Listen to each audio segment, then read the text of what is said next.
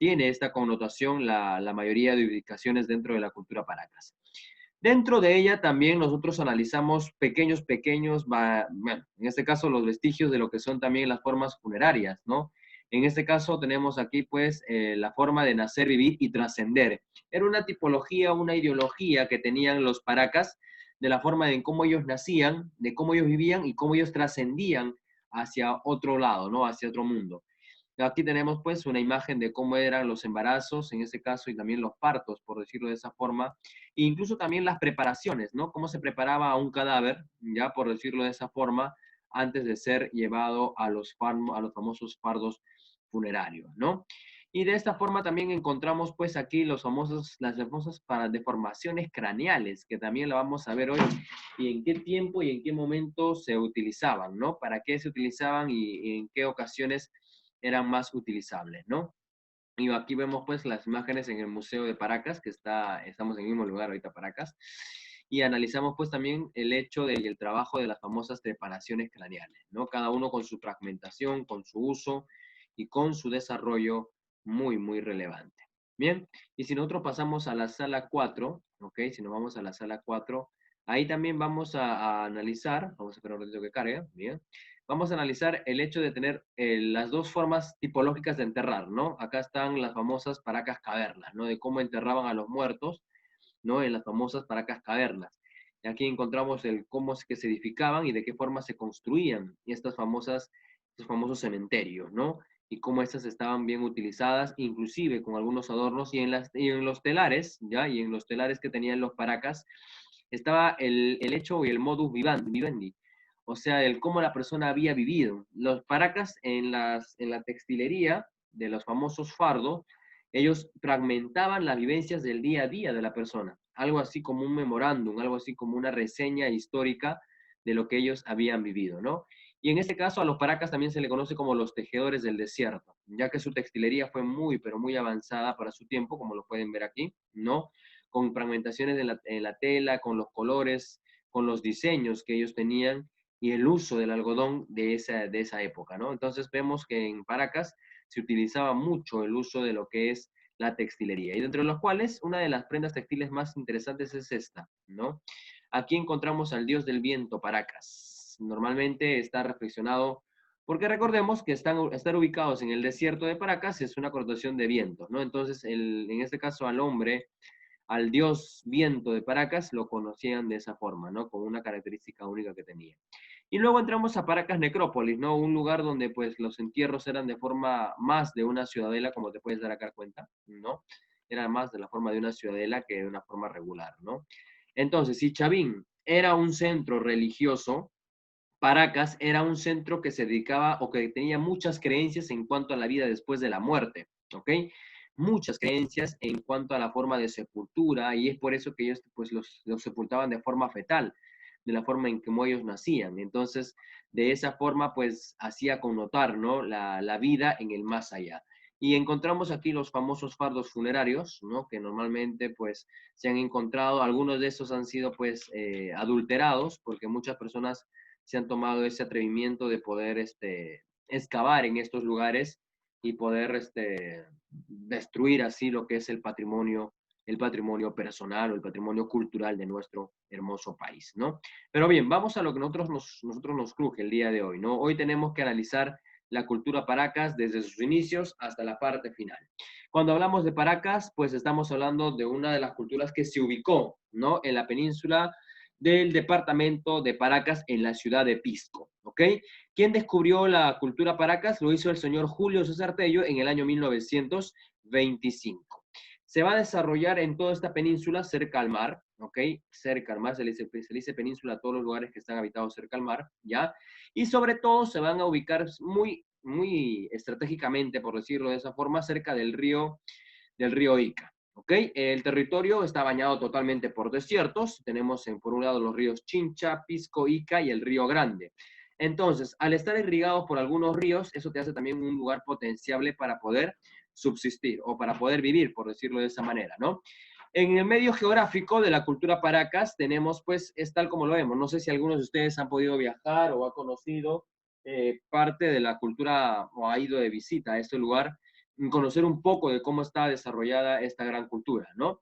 Ahora, ¿cuáles son las características de su medio geográfico? Primero, el territorio prácticamente es un desierto, ¿ok? Prácticamente al 90% es un desierto. Casi no llueve nunca, es muy cálido, ligeramente húmedo en invierno, los ríos son de corto recorrido, ¿ya? Corto cauce, algunos incluso hasta no logran permanecer constantes todo el año, siempre había sequías. La vegetación se manifiesta siempre al lado de los ríos, ¿ok? Y esto pues se podía trabajar las palmeras, los guarangos y los arbustos. Y ahí, pues, en este caso, al tener un desierto, a un territorio como desierto, pues no es muy favorable, ya que de una u otra manera la vida se hacía un poco más compleja, ¿no?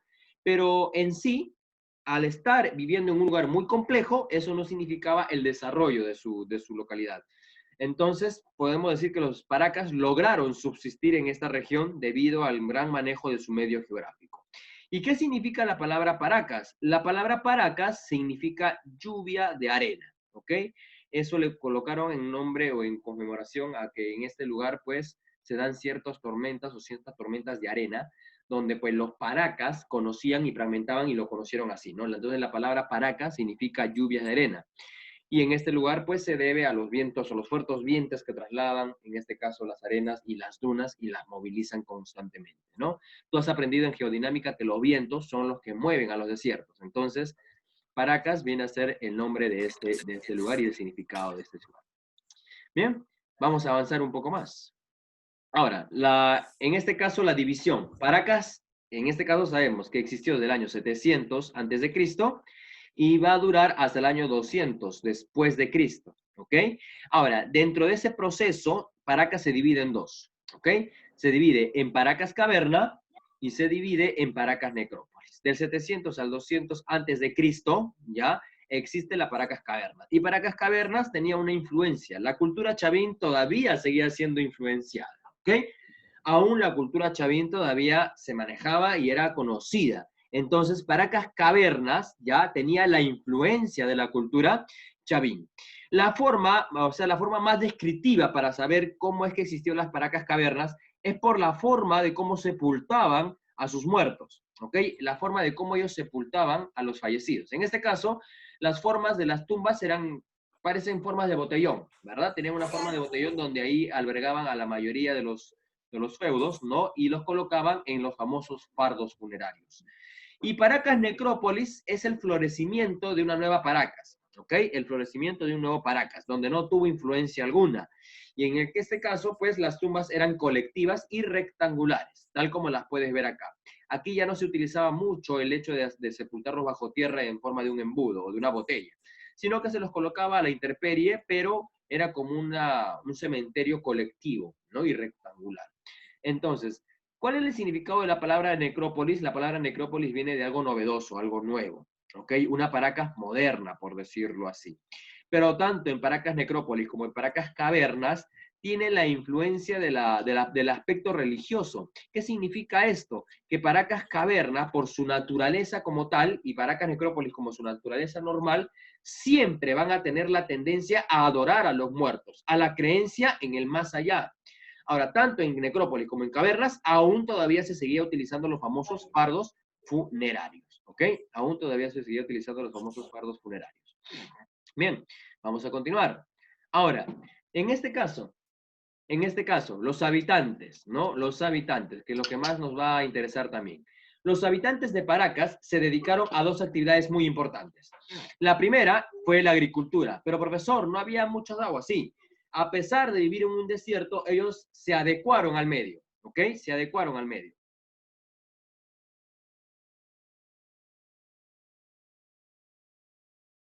Perdón, chicos. Bien, entonces, ¿qué lograron cultivar ellos? En este caso, cultivaron el frijol, el payar, el camote, la yuca, la lúcuma, el tumbo, el pacae, maíz, algodón, entre otros. Supieron aprovechar la escasa agua que por temporadas se ofrecía, en este caso, en la agricultura. Había otro beneficio. El vivir en el desierto también no te da a que seas una cultura en un bajo desarrollo. No. También trabajaron y aprovecharon, en este caso, la pesca, ¿no? El mar fue la principal fuente de alimento de los paracas y obtenían a través de la pesca, ¿no? La recolección de mariscos, algas y peces, pues era por decirlo así, la materia entrante más importante para ellos, ¿no? La actividad económica más importante. Entonces la pesca siempre fue el método más efectivo para que los paracas lograran subsistir.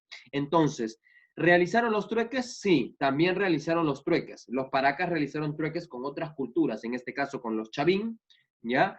Y con otros curacazgos o pequeños pueblos que por ahí se estaban desarrollando. Entonces tenemos dos medios de agricultura, ¿no? Dos medios económicos. La agricultura, ¿no? Con la poca agua que ellos tenían, y en este caso también utilizando la pesca, un método efectivo para poder subsistir en un lugar donde la agricultura no se puede trabajar al 100%. Bien, ahora, la población, ¿cómo estaba desarrollada la población en sí? La población se observaba en diferentes castas sociales. Por ejemplo, en la cabeza de la pirámide social tenemos a los sacerdotes, ¿no? Hombres que estaban al mando de los paracas. No había un rey, no había un monarca, sino había sacerdotes. Al igual que en la cultura chavín, había sacerdotes. Luego de ellos estaban los militares, porque Paracas no era un centro religioso, era un centro cultural, un pueblo que tenía desarrollo, entonces estos buscaban ampliar. Y para poder ampliar tus territorios tenías que tener una fuerza militar, ¿ok? Y en otro lado tenemos el pueblo, que está formado por campesinos y artesanos que se dedicaban a la diferencia de vida continua dentro de la cultura Paracas, ¿ok? Ahora, ¿cuándo y si se observaban las diferentes, cómo se observaban las diferentes clases sociales? En algunos casos, tanto la forma de entierro, inclusive, ya las formas de entierro, en el caso de ser personas de bajos recursos, porque no a todos se les tenía el privilegio de ser enterrados en base a los fardos, ya en base a los fardos, no todos se les enterraba de esa forma. A partir del pueblo ya eran solamente enterrados desnudos, ya, y se los colocaba en un lugar y listo. Solamente a la casta sacerdotal, ya a la casta sacerdotal se le enterraba en los famosos fardos, con muchos telares muy vistosos, de los cuales pues solamente ellos tenían el privilegio de poder gozar de ese tipo de entierros, ¿ok? Bien, ahora los rituales funerarios a lo que veníamos más o menos, ¿no? En este caso, estos son los fardos funerarios. Se les colocaba en forma fetal, ya con muchos telares, se les colocaba también incienso y otras especies aromáticas para poder conservar el cuerpo. Y esto ya es un arte de momificación. Literalmente es un arte de momificación. Y sabemos que los egipcios son los que empezaron a emplear la momificación, pero también los paracas ya estaban ampliando o modificando, implementando también este método, ¿no? Se colocaban a los cuerpos en posición fetal, como ya lo he mencionado, envueltos en varios mantos, ¿no? Desde el interior hasta el más exterior, cada uno en una capa distinta. Todo esto era colocado en una canasta de paja, ya acompañadas con armas, joyas, abanicos, ropa, alimentos, semillas, todo lo que era necesario para que esta persona viajara hacia el más allá. Recordemos que Paracas tenía una vida trascendental. Ellos trascienden, no morían simplemente, sino que ellos trascendían a otros lugares, ¿no? Entonces, en este caso, el clima de Ica hace que los cuerpos se puedan descomponer más rápido. Entonces, para evitar esa descomposición rápida, ¿qué se hacía? Fácil. Agarrabas, en este caso, los fardos y los colocabas en un clima óptimo. Al enterrarlos en las Paracas cavernas, lograbas prácticamente una eficacia para que los cuerpos se pudieran mantener. ¿Ok? Ahora, en esta situación entramos al tema de lo que es las trepanaciones craneales. ¿Cómo y cuándo se empleaban o se implementaban las famosas trepanaciones craneales? En este caso, ya las trepanaciones craneales se les trabajaba prácticamente a los pacientes con una chicha o con una coca. ¿Qué significaba? Los adormecías, ¿ya? Si hoy en la actualidad te colocaban algo en las venas para que tú puedas descansar antes de tu operación, a ellos les hacían chachar coca. Y cuando tú chachabas coca, lógicamente la parte de la cabeza se te adormece y no sientes dolor. En este caso se rapa la parte del hueco donde había sido herido. En este caso se utilizaba bastante en los guerreros o si alguien había sido alcanzado por un tumor o alguna enfermedad, pues los operaban, ¿no? Luego de haber rapado la zona que había sido afectada, ¿no? Se rapaba con un cuchillo de piedra, se destapaba el cráneo, se hacía huecos, como lo puedes ver acá, ya recordemos que la medicina no estaba tan avanzada, y con estas puntas, ya con estas puntas se hacían un orificio en el cráneo, ¿ok? Se hacían orificios en el cráneo. Y luego esas ¡tuc! Se destapaban. Al destaparlas, pues lógicamente utilizaban metales como el bisturí antiguo, ¿ya? Las barras de bronce para volver a tapar y sellar el cráneo y fundirlas, y o los tumis también, ¿no? En este caso, con estos de aquí, se extirpaban ciertos fragmentos del cerebro, ¿ya? En este caso, si habían sufrido a un shock traumático craneal, se les extirpaba, ¿no? Y ahí quedaba, pues, en este caso, sabemos que el cerebro puede y solito se puede trabajar, e inclusive con el pasar de los años, las personas que son operadas del cerebro, las funciones motoras logran mantenerse estables porque el cerebro es muy interesante, ¿ok? Es muy interesante. Y luego, pues, al terminar de extraer o operar, lo sellaban, ¿no? Con una lámina de oro, ¿no? En este caso, pues, agarraban una lámina y lo fundían acá y aquí se tapaba, en este caso, la cirugía, ¿no? Algunos médicos eran chamanes, la mayoría de estos eran los chamanes, los brujos, ¿no? Que transmitían los conocimientos de forma secreta y esto pues se transmitía de padre a hijos, de padre a hijos. Entonces las trepanaciones craneales fue el método más efectivo para curar algunas enfermedades o salvar a algunas personas en cuanto habían estado en algún conflicto militar, ¿no? En la práctica se puede saber que el 60% de individuos que fueron sometidos a esta cirugía lograban sobrevivir, ¿ok? Lograban sobrevivir. Algunas personas, pues, inclusive eran operadas por segunda vez y aún todavía, pues, aún lograban subsistir, ¿no? Entonces, la eficacia de las trepanaciones craneales era casi todo un éxito, por decirlo de esta forma. Era casi todo un éxito operar y, pues, se volvió algo muy interesante y algo muy novedoso para su tiempo. Algo que normalmente otras culturas no lograron desarrollar, ¿no? Y en el caso de las momificaciones, pues, cuando alguien fallecía, se le extraía la masa encefálica y otros órganos, ya se le sacaba el cerebro y la parte interna del cuerpo. En este caso, pues, se utilizaba el cal, el ají molido, la sal molida y la brea para poder envolver los cuerpos. De esa forma, los cuerpos se mantengan conservados, ¿ok? El muerto era colocado en cuclillas en forma fetal, como lo podemos ver acá en la imagen, ¿no? Las manos sujetadas a la cara, a la barbilla o apoyándose sobre las rodillas. Se envolvían las momias con mantas de algodón y lanas de auquenio. Recordemos que esto no era para todos, solamente era para la casta sacerdotal. Y había algo curioso que ellos hacían, ¿no? ¿Cómo diferencias a una persona normal con una persona sacerdotal o con una persona de casta sacerdotal? Fácil. Se les hacían las famosas deformaciones craneales. Lo que estás viendo ahí, lo que estás viendo ahí son las famosas deformaciones que los paracas hacían. Se deformaban los cráneos, se colocaban pequeñas tablas, como puedes ver acá en la imagen, ¿no? Se colocaban pequeñas tablas y eso se aplicaba ni bien nacía el sujeto, ¿no? El recién nacido aparecía y le colocaban dos placas, ya de dos tabletas, por decirlo así, en el cráneo, y recordemos como el cráneo, como recién naces, es muy plácido todavía, y lo iban dando forma, ¿no? Y le iban dando forma tal como lo puedes ver acá, ¿no? Esto ya era prácticamente una exageración, por decirlo, pero era para hacer una diferencia entre las personas que pertenecían a la casta sacerdotal y las personas normales, ¿ok? Entonces, por ahí la surge una pregunta, ¿no, profesor? ¿Habrán tenido algún problema más adelante? No. No se registra que hayan tenido algún problema en cuanto al desarrollo de sus funciones naturales. El cerebro, pues, se sigue desarrollando con normalidad y este, pues, sigue haciendo sus funciones normales, ¿no? Entonces, las deformaciones craneales se utilizaba prácticamente, por decirlo así, para poder diferenciar una persona de otra clase social, ¿no? Los sacerdotes gobernaban, en este caso militar y religiosamente hablando, ¿ok? En este caso, el Ocucaje estaba considerado como el centro de la capital de los Paracas, ¿ok? Estamos hablando de la parte de aquí, ¿no? En esta parte de aquí, muy cercana al Océano Pacífico.